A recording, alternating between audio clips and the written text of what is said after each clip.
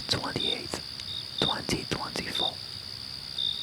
Nepal has announced an ambitious plan to reduce air pollution in Kathmandu Valley by implementing stricter emission standards and expanding public transportation networks. Officials noted that air quality in the capital has worsened significantly, with winter smog now posing a serious health risk. The government plans to subsidize electric vehicles and retrofit older buses to meet new standards. Environmentalists praised the initiative but urged more stringent enforcement of industrial emissions and deforestation regulations, which contribute heavily to pollution. Critics remain skeptical about the plan's feasibility, pointing out Nepal's limited infrastructure and resources. However, officials insist that the initiative will mark a turning point in the country's environmental policy. Honduras has enacted a sweeping ban on open-pit mining, a move hailed by environmentalists but criticized by mining companies and workers. President Xiomara Castro's administration claims the ban will protect natural resources and indigenous lands. Mining firms argue the decision will cost the country millions in lost revenue and thousands of jobs. Workers staged protests in Tegucigalpa, demanding alternatives for employment and accusing the government of ignoring their plight. International observers have noted that while the plan aligns with global environmental goals, its abrupt implementation risks significant economic fallout unless paired with robust economic transition programs. Vietnam's government has intensified efforts to curb misinformation on social media platforms by imposing heavy fines on individuals and organizations spreading false information. Officials say the move is necessary to maintain public trust and local stability. Critics argue the measures could stifle freedom of expression, particularly as the government defines what constitutes misinformation. Human rights groups have raised concerns about potential misuse of the policy to target dissenting voices. The policy comes amid a broader push to regulate digital platforms as Vietnam seeks to balance economic growth with political control in its burgeoning tech sector. Representatives from small island nations have issued a joint statement demanding reforms in global shipping regulations to curb emissions and address rising sea levels. The statement came during the International Maritime Conference in Malta. Island leaders called for stricter emission caps, adoption of cleaner fuels, and financial support for adapting to climate impacts. Shipping industry representatives acknowledged the concerns but argued that implementing such changes too quickly could disrupt global trade.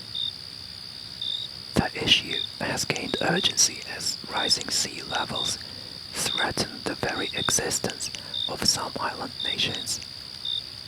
Advocates stressed the need for immediate action to ensure the survival of these vulnerable communities. Teachers in Trinidad and Tobago went on strike today, demanding better pay and improved classroom conditions. The strike, which affected over 80% of schools, follows months of failed negotiations between unions and the government. Union leaders argue that underfunded schools and low salaries are driving talented educators out of the profession. Education Minister Angela Dowling acknowledged the issues but insisted that budget constraints limit the government's ability to meet demands. Parents have expressed frustration as the strike disrupts students' preparation for national exams. Mediators are urging both sides to reach a resolution before the impasse further jeopardizes the academic year. In Sweden, a heated debate has erupted over the government's decision to implement a wolf cull aimed at managing the country's growing wolf population. Officials argue that the measure is necessary to address rising conflicts between wolves and livestock owners who claim increasing attacks are threatening their livelihoods. The Swedish Environmental Protection Agency approved the cull, which will allow for the killing of up to 100 wolves this winter, nearly 20% of the estimated population. Proponents, including hunting associations and rural advocacy groups, argue that the policy is essential for balancing biodiversity with human activity. "We have to protect farmers and their herds," said Lars Peterson, a representative of the National Farmers Federation. Environmental organizations and animal rights groups have strongly opposed the decision, calling it an unjustified attack on a species still recovering from near extinction in the 20th century. Critics point out that Sweden's wolf population is one of the smallest in Europe and argue that non-lethal solutions such as improved fencing and compensation programs should be prioritized. Public opinion on the issue is sharply divided, with urban residents largely opposing the cull and rural communities supporting it.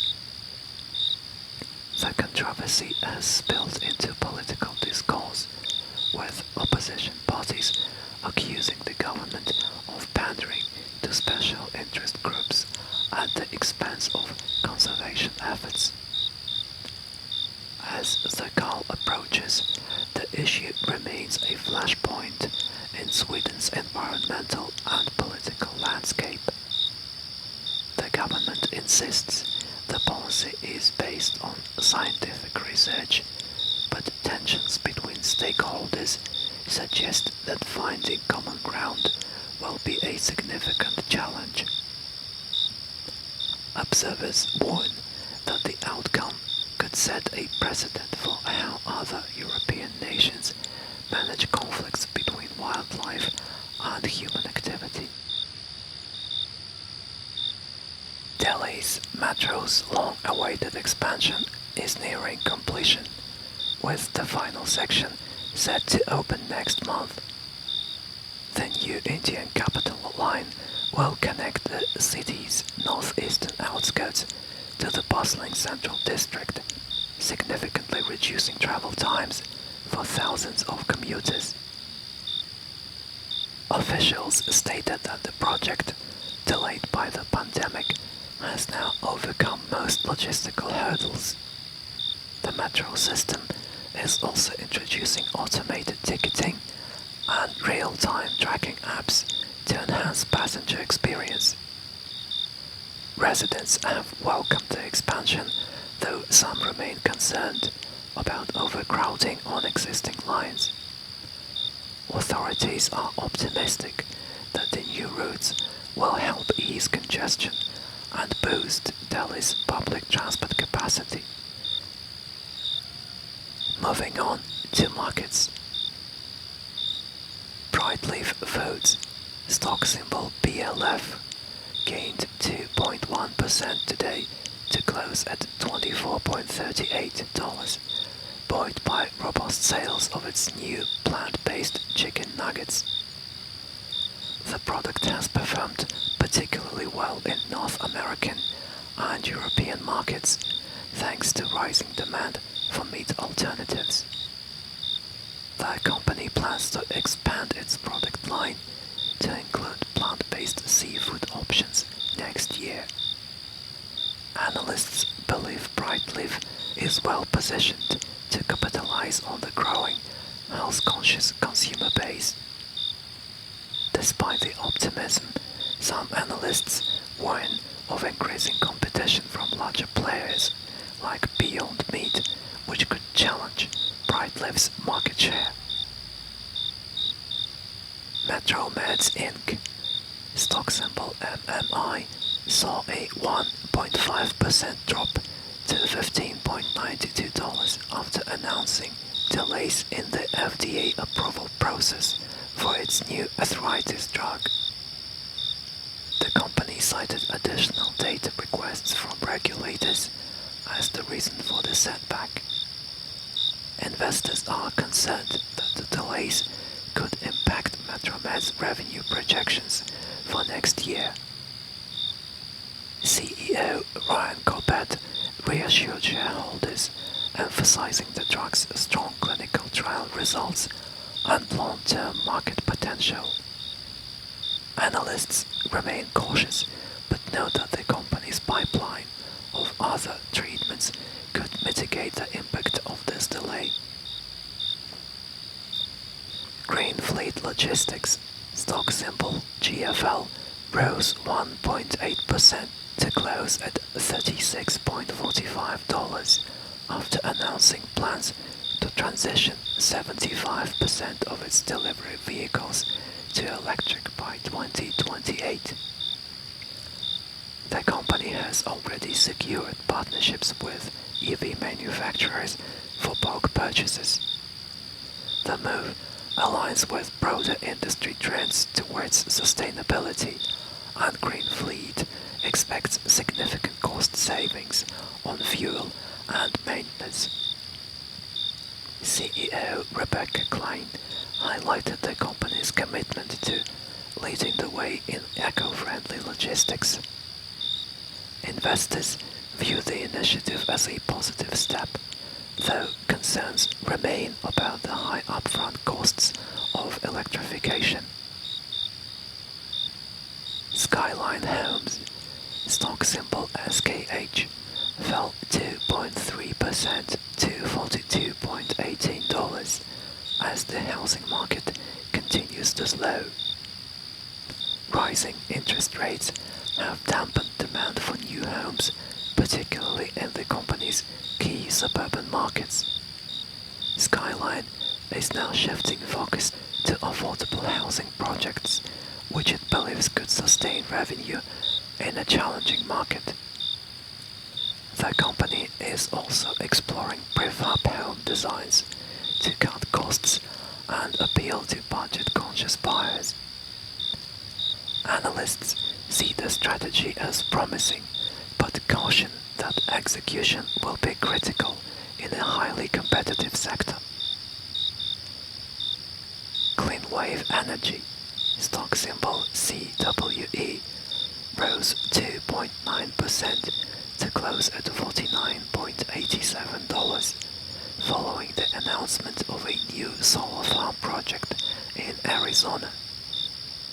The farm, set to become operational in late 2025, will power over 50,000 homes. The project is part of Cleanwave's strategy to double its renewable energy output by 2030.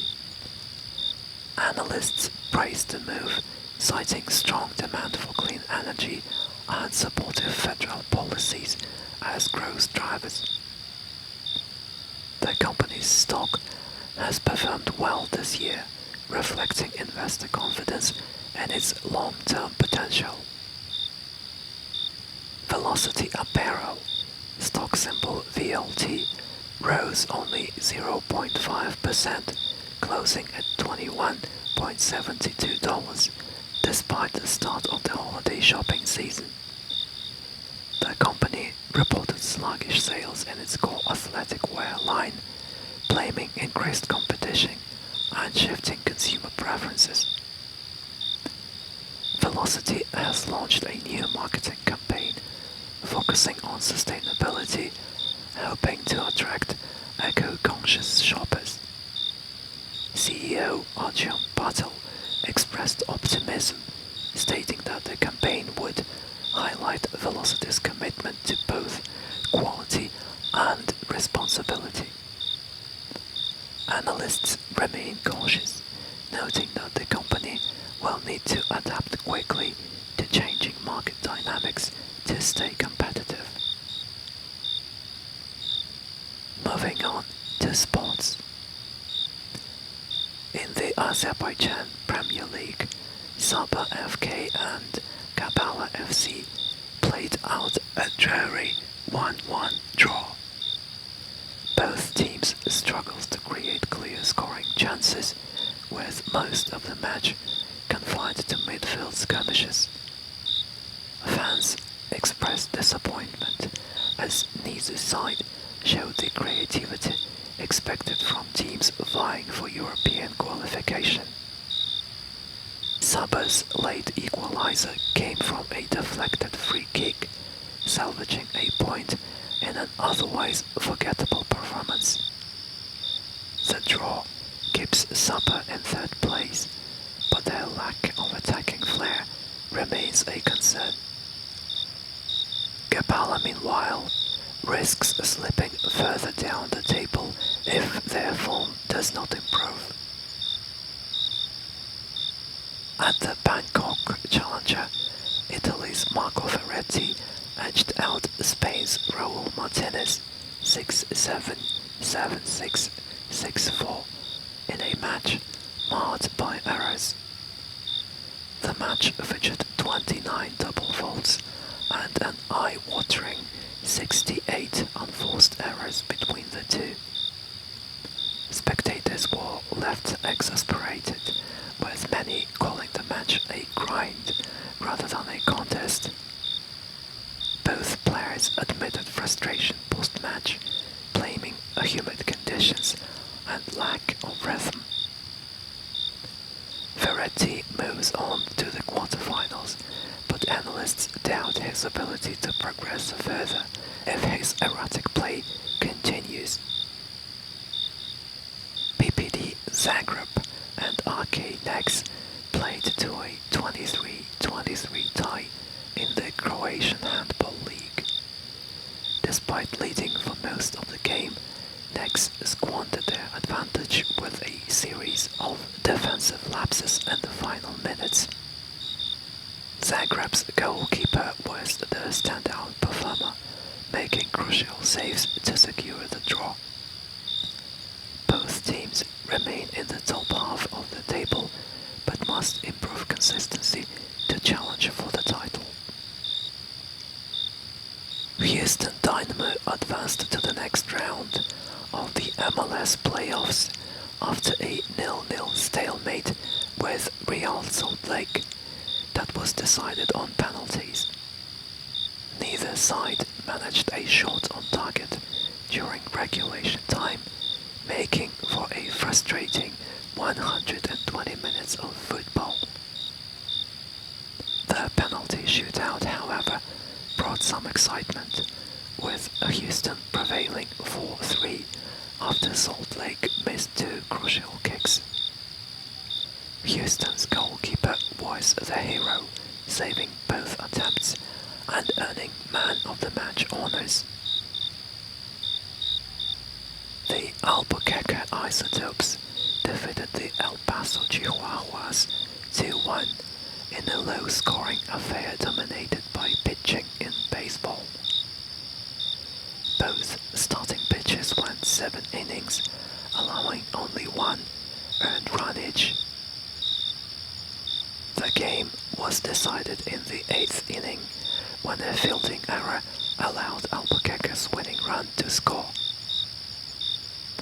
Fans praised both teams' defensive efforts, though the lack of hitting made for a subdued atmosphere.